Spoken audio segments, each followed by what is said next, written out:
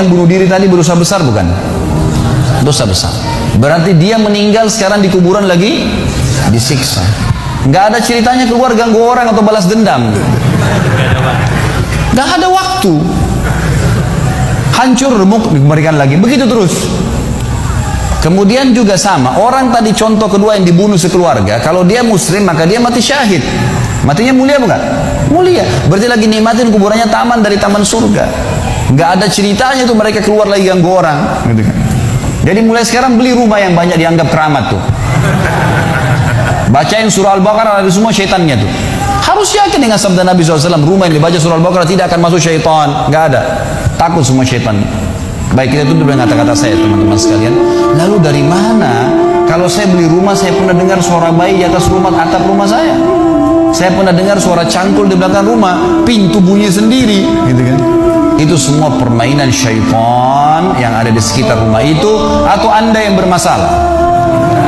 Harus diruqyah. Dibacain ayat, ada sihirnya tuh. Mungkin pernah mandi dulu ilmu kebal, mungkin pernah ini, mungkin pernah bersemedi, apalah macam-macam yang khurafat ini, maka dia harus diruqyah. Jadi harus diobatin. Baik, begini contohnya. Kalau kita lagi lewatin tadi rumah yang orang ada bunuh diri, ini kalau ada syaitan di sini marah dengan saya, tapi saya nggak peduli.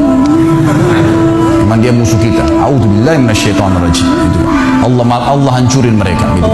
Yang jelas teman-teman sekalian, kalau kita lewat di rumah yang ada orang bunuh diri, gitu kan? Misal pagarnya 10 meter, begitu kita jalan 1 meter pertama, semua syaitan itu ngerumunin kita tuh. Tuh yang bunuh diri itu perempuan, matanya belalak, rambutnya panjang, keluar darah dari hidungnya. Terus dibisikin. Orang yang takut, manusia yang takut, maka pada saat dia balik ke tempat yang tadi syaitan bisikin dia itu, dia lihat betul nanti perempuan tuh. Karena dia takut, jadi dia bisa lihat. Yang takut saja bisa lihat, yang tidak takut tidak bakal lihat. Makanya kalau ada temannya jalan di sebelah nggak takut, tanya, kau lihat nggak? Dia bilang nggak. Kalau dia bayangkan nenek-nenek, dia lihat nenek-nenek temannya. Permainan syaitan. Maka orang beriman mustahil melihat yang seperti itu.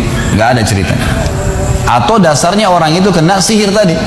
Maka bisa melihat penampakan karena ada syaitan yang mengganggu dia, dan dia dasarnya membuka diri untuk itu. Makanya harus ruqyah, obat. Gitu kan? Ada metode pengobatan, tentu bisa lihat di YouTube, ada ceramah saya ruqyah syariah, ya, nama saya diketik, insya Allah ada tata cara yang sudah saya ajarkan caranya mengobatin itu. Tapi yang jelas itu semua permainan syaitan, teman-teman sekalian. Dan inilah poin pertama, pintu pertama untuk takut kepada Allah Subhanahu wa taala. Artinya semua selain Allah dalam makhluk jangan pernah takut dengan mereka. Syaitan pun yang biasa dianggap menakutkan bagi manusia itu dusta semua. Sampai sabda Nabi SAW mulia, hadis Bukhari, siapa yang membaca Bismillah, Bismillah, maka syaitan yang ada di sekitarnya menjadi kecil seperti lalat. Jadi orang yang gambarkan syaitan besar itu tidak benar semua. Kata Nabi SAW dalam hadis Bukhari yang lain, siapa yang mau masuk ke rumahnya lalu dia baca Assalamualaikum, salam warahmatullahi wabarakatuh, syaitan di sekitar rumahnya berkata kepada teman-temannya, tidak ada tempat nginap buat kalian malam ini. Salam saja sudah jadi benteng, nggak bisa masuk. Kalau dia makan dengan baca Bismillah, ya, dia baca Bismillah, maka syaitan berkata lagi sama teman-temannya, tidak ada makan malam buat kalian malam ini. Nggak bisa cuy. Dan syaitan tidak bisa membuka dan menembus tembok atau pintu manusia. Dusta semua itu tembus tembok, tembus pintu, dusta.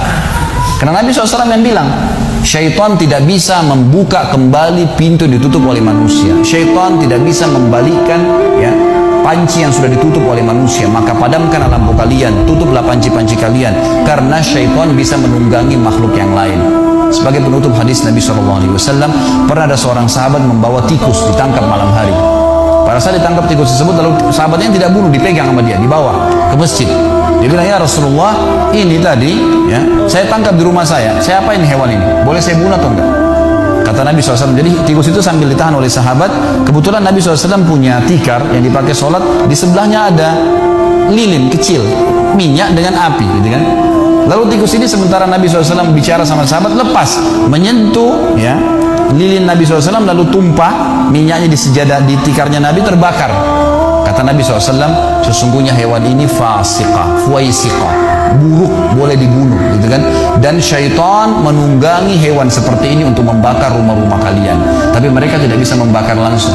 Mereka cuma bisa menggunakan hewan yang kebetulan lewat dan seterusnya. Seperti misalnya syaitan bisa menggoda manusia lain untuk mengganggu kita, gitu kan? Tapi untuk dia langsung tidak ada ceritanya. Itu semua tidak